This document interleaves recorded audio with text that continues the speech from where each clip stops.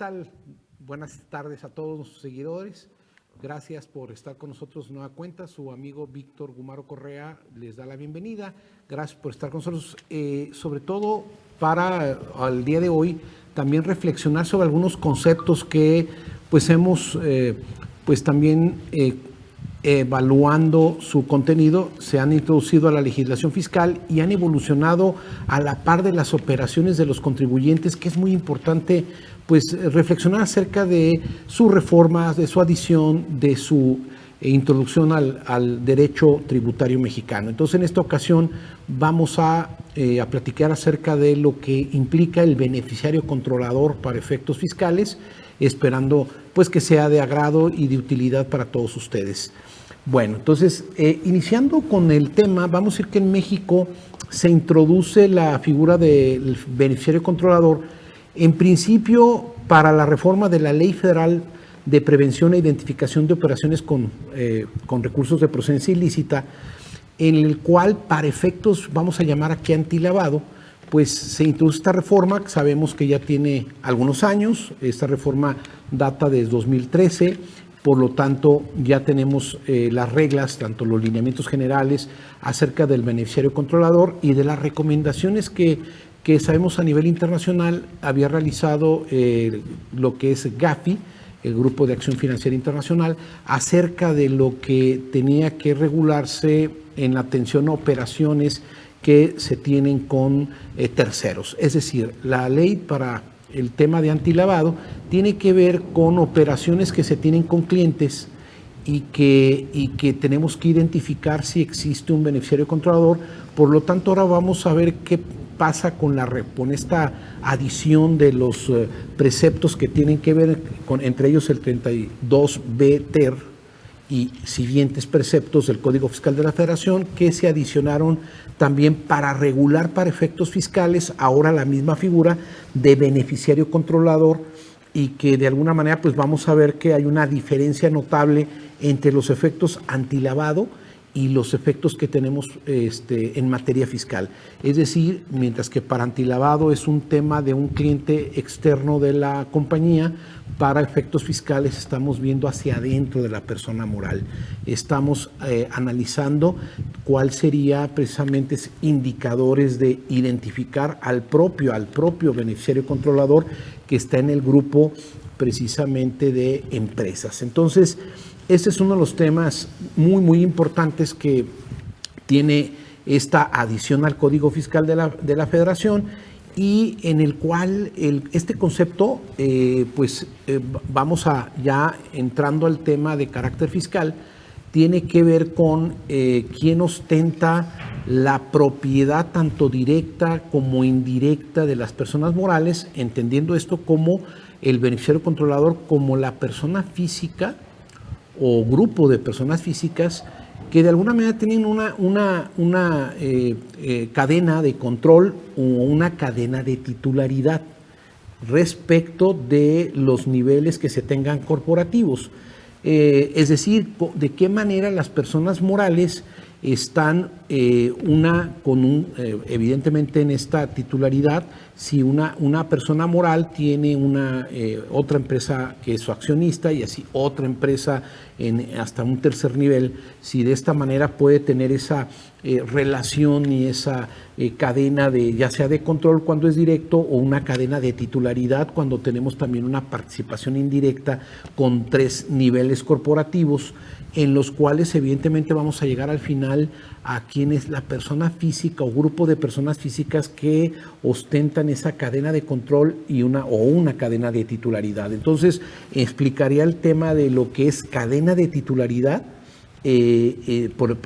como primer apartado, donde entendemos que es un supuesto que se ostenta una propiedad indirecta a través de otras personas morales, ¿no? Entonces, en la cadena de titularidad es porque tenemos accionistas, personas morales, precisamente como accionistas dentro de una de las corporaciones, y está teniendo también otra persona moral dentro precisamente de la misma, hasta llegar a la persona física que ostenta la cadena de titularidad para establecer pues su identificación. ¿Qué importancia tiene esto? Creo que es de relevancia para la materia fiscal, entre otros puntos, precisamente para reconocer que, si bien es cierto, existe lo que conocemos como elusión fiscal para efectos precisamente del derecho tributario mexicano, sabemos que la elusión fiscal, pues sabemos que hay una parte lícita y hay una parte ilícita de este propio concepto de lo que es el tema vamos a decir, de la elusión fiscal.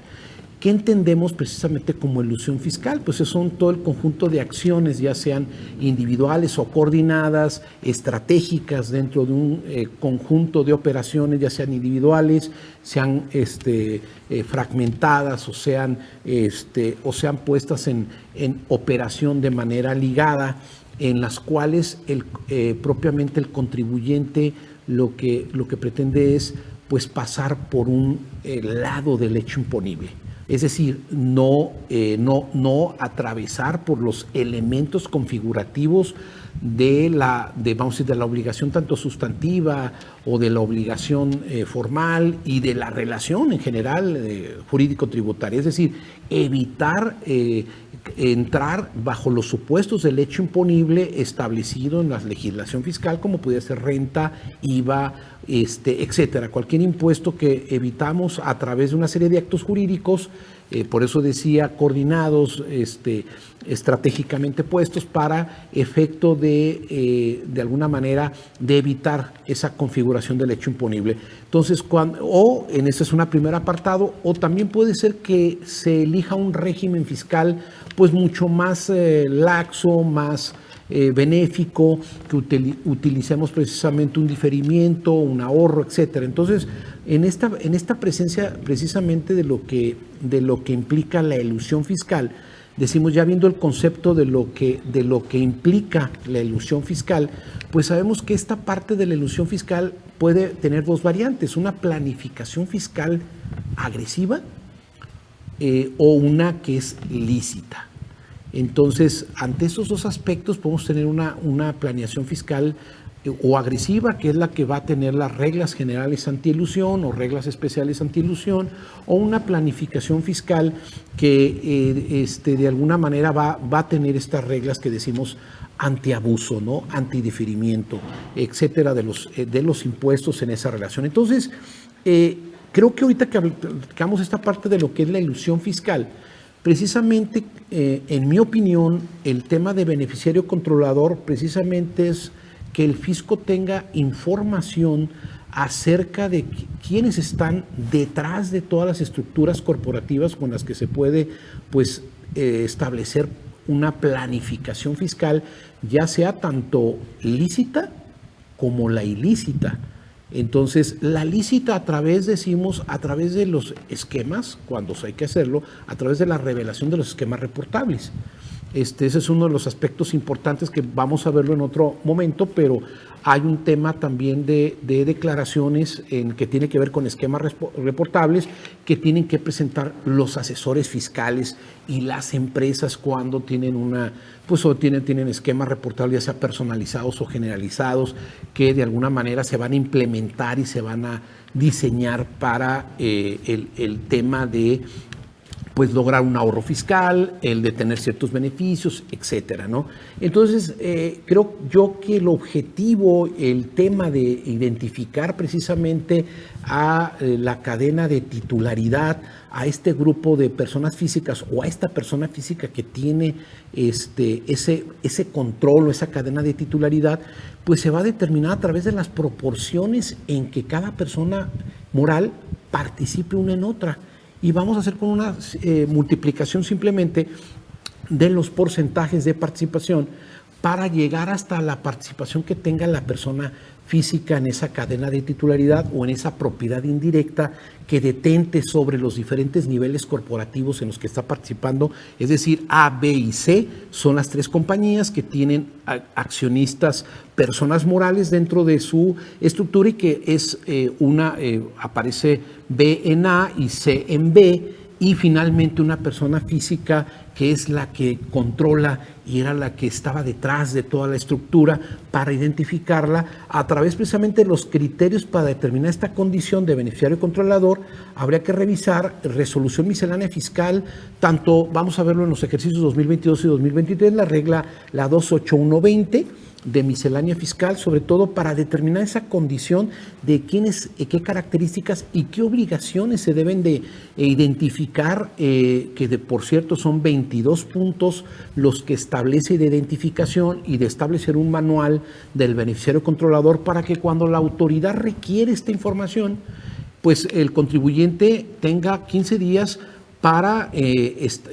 contestar a la autoridad fiscal respecto de de ese control que tiene esa identificación y actualización de información, entre ellas de RFC, CURP,